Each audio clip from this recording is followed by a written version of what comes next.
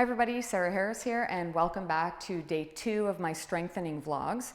I am doing these to try and get people to move, especially if we're not able to go out and about and we're stuck at home. So everything in this video is going to be, all you need is a wall and your body.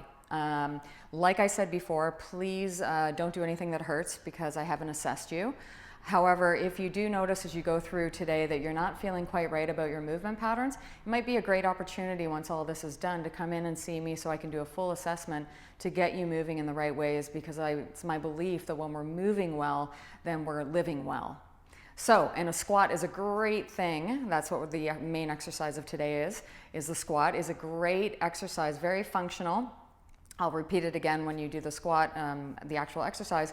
But basically a squat, we have to get up and out of chairs. We have to get down and up from the floor. We have to get in and out of cars. And one funny story I have was one night I went out with a guy, and I was wearing high heels, and he had a Porsche. And I was pretty impressed with myself, I have to say, that I was actually able to get out of that car in high heels. If I didn't know how to squat, it would have been a problem. So anyway, I hope that you enjoy it. Grab some water. All you need is the wall or a chair and some water in your body. So let's go.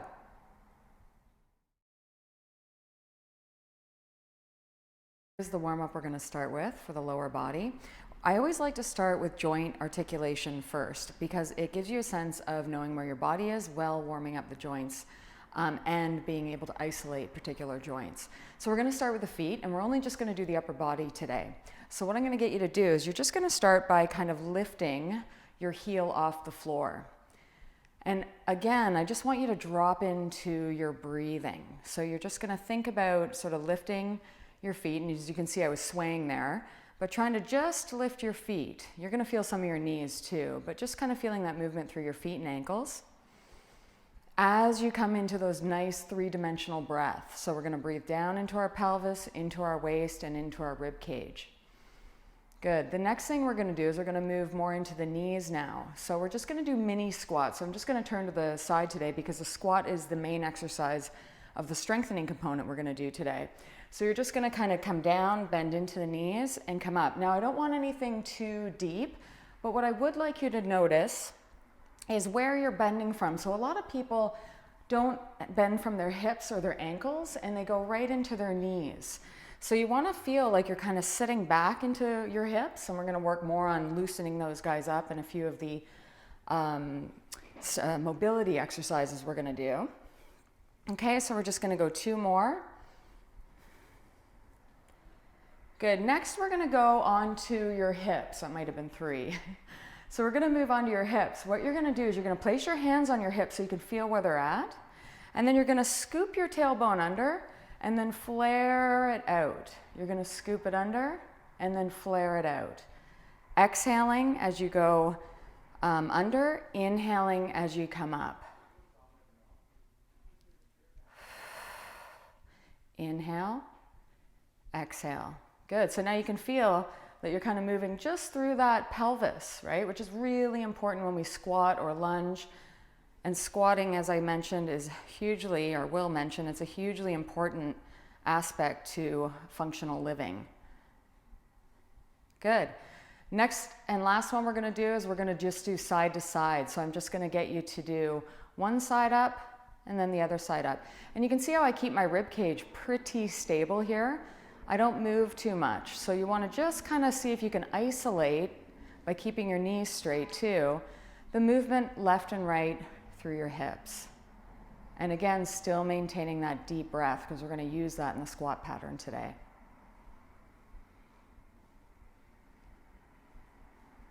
Good. So what we've done is the ankles, the knees, and the hips is a good warm-up. So let's move into the next one.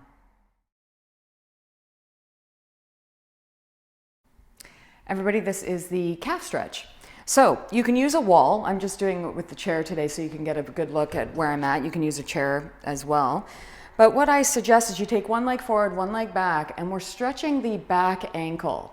So like I said, in a squat, lunge, bend patterns, anything really where we're using our legs to bring ourselves down to the floor, up from the floor, we want to make sure that we have adequate mobility in the ankle, the knee, and the hip. So a lot of knee pain can come from not being mobile at the hip and the ankle. So we're gonna just do a few more like this, inhaling as you come up, exhaling as you come down, just to get that mobility and warm up again. And then I'm gonna get you to drop your heel.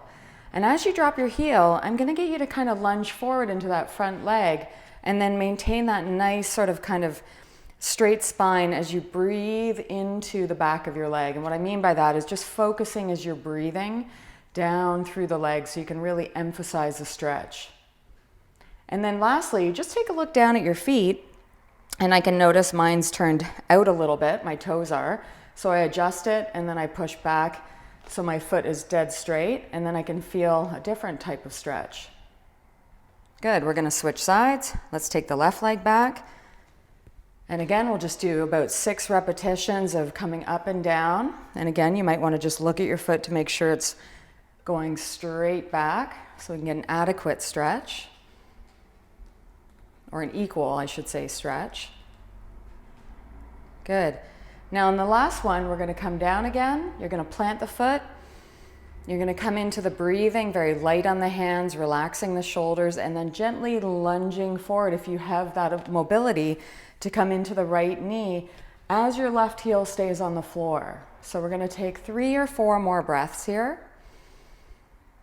Again, seeing if you can, like I talked about in level 1, or the upper body, trying to breathe down into the pelvis, into the waist, and into the rib cage.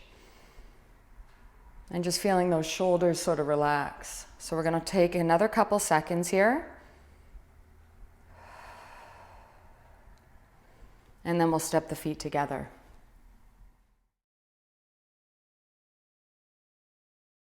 This is the waiter's bow. So this is a movement that we're going to do, which I'm going to teach you, which is a mobility exercise to prepare us for a good squat pattern. Because what we want to teach our bodies is how to rotate our pelvis over our thigh bones. So we get that nice bend from our hips, and so it doesn't go into the knees when we come into a squat. So feet are flat on the floor. You want to maintain that nice long canister or Coke can, or that thoracopelvic canister, which I talk about, which is basically your rib cage and your hips and how they stay as one piece as we kind of move over those thighs, okay? That's the idea. So feet, I want you to think about spreading those toes out nice and wide. You're gonna come into that nice long breath. We're gonna bring the hands out into, like you're holding a platter. I like this because it keeps the collarbones nice and open. Now, what you're gonna do is as you bend forward, we're going to exhale the air all the way out as you come over your hips, and then inhale. Now, I have quite a good range of motion, so you have to find where you feel, and it might just be to there where you can feel sort of a pull up the back of the legs, but that you don't compromise bending anywhere from the spine. You can also use this exercise against a wall. I'm just doing it this way because it allows you to kind of see what I'm doing. But if you're doing it against a wall, you can actually feel your seat bones kind of rise up the wall and then come back up or back down. Good. So it's exhale forward, inhale, nice full breath up. Exhale forward, inhale to get longer. Exhale forward, and we're going to do maybe 4 more. And you want to notice now what hip you might feel tighter in. So for me, it's my right side. I can feel it right away. There's more of a pull in my glute, not so much my hamstring. But for men, usually you find you're going to get a lot of pull up the back of the legs. So we're going to go 2 more. Inhale, exhale.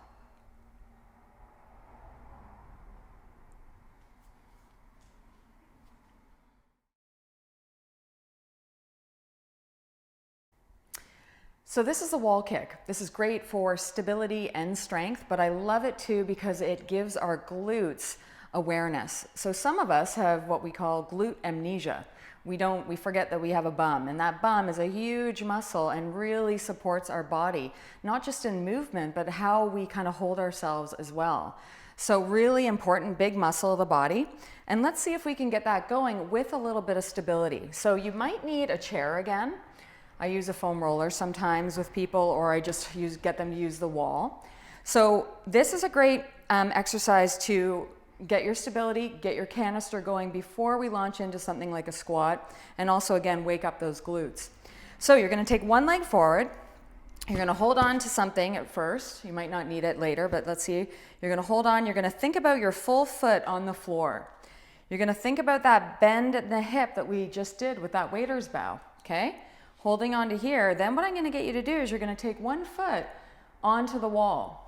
And from here, I want you to think of your whole canister, pulling all the way up through the crown of the head, and then coming into your breathing.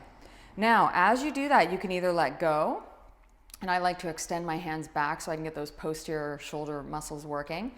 But most importantly, you want to feel your foot pushing down into the floor and your other foot pushing back, and then even touch the lower part of your glute, which you should feel trigger on to basically kind of extend you upwards and push you down into the floor. And that way we can kind of work on our stability, our breathing, and you can feel all the muscles at work here. And then we're gonna bring the feet together. Anywhere from 10 to 30 seconds would be great for that, okay? Let's try the other side. So you're gonna take your right foot and make sure it's nice and straight. Again, if it's not, just to notice these things, and you can always make an appointment with me and come in when all this situation is over, and we can do a proper assessment and see where your alignment issues might be, and we can work on that. So you're gonna keep your foot straight. You're gonna take your left leg back, holding onto the wall or the foam roller. You're gonna bend those hips again. Try and think about both hips kind of being equal. Push down and back into the floor and the wall. And you can either bring your hands forward, or again, I like to bring them out into this position, or holding on. And then you're breathing through the back of your body, and your lower back should feel nice and light because you've pulled the back of your ribs off your pelvis. We're gonna hold here for another 3 breaths. Pushing down, touching the glutes if you need to make sure they're active. And then on your next exhale, you can slowly lower and bring your feet back to center.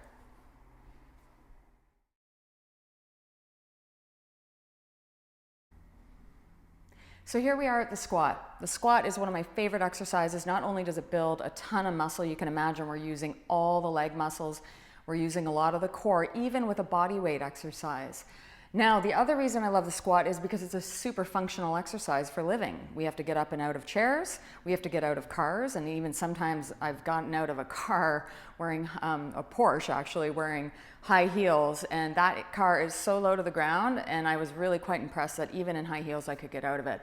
However, if I didn't know how to squat properly, I don't think that would have happened.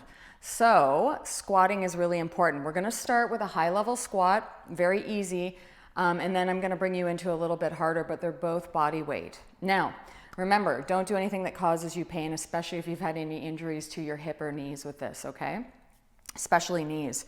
So, what we're gonna do is I want you to work towards your body's ability, not towards where your brain thinks you should go or your mind thinks you should go. We're gonna work to where your body wants to go. So you're gonna separate your feet and we're gonna hold on to the wall. So I only want you to go to the range of motion that feels good, and I would ease into this. So we're gonna start with the breathing through the whole canister, and I've talked a lot about that in the first episode of the upper body conditioning that we did, which was last week. So if you wanna go back to that, you can go back to the breathing, but we always wanna start with that breath. So we're coming into the breathing, down into the pelvis, into the waist, into the rib cage. Feet are nice and flat on the floor and slightly turned out a little bit, okay? Now, on your exhale, you're gonna come down and you're gonna sit back in your ankles, sit back in your heels, and then inhale, come all the way up to standing. Exhale, come down, and just working to your range of motion, inhale, come back to standing. You'll notice when I move, I'm moving from my hips, my ankles, and my knees. And we want to keep that nice long canister, long breath out, long breath in. And I'm just going to get you to continue to where you feel you can take it. And we'll just do a few more reps in this round. But you can see also with my knees, a lot of people like to kind of push those knees out.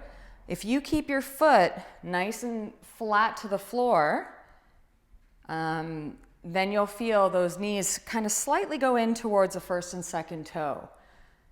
So it's exhale, inhale. And you want to notice what your feet do. That's a whole other sort of video I could do, but basically that is your squat. So take a break, grab some water. What you want to do is I usually tell people they are ready for their next set after their heart rate comes down to a regular pace, or after about 30 seconds to 45 seconds, or even a minute, depending on your health, okay? So the next one we're gonna do is we're gonna have a seat on a chair. Now, you can either do the first one we did, or the second set here we can do from a little lower into a chair. And what you're gonna do is the same principles. The feet are a little bit wider. You're gonna come back into that breathing, and hopefully you're ready. If not, you can always catch up. But what you're gonna do with this is you're gonna bring the hands forward, and I like doing this because it kind of locks in my core, or my canister. I'm gonna lean forward into my feet as I push the floor away from me, inhaling, coming up, slowly exhaling, coming back down. Good. Inhaling, and you can see the control I have as I just don't sling or throw myself down into the chair. I'm very careful about how I plant my butt in the chair, and also very mindful of how much energy or how much weight I'm putting on each foot. So a great exercise to pay attention to, because you can really start to notice where there's certain restrictions, where it just doesn't feel right, but never to a point of pain. I don't believe in the no pain, no gain method unless you're a very highly skilled person doing highly skilled gym activities and training. And even then, I'm suspect. Good, so we're gonna go, I don't know what number we're at. One of my clients always says I'm not the best counter, that I must have skipped that class at training school. So we'll go one more. And there you have it, a squat.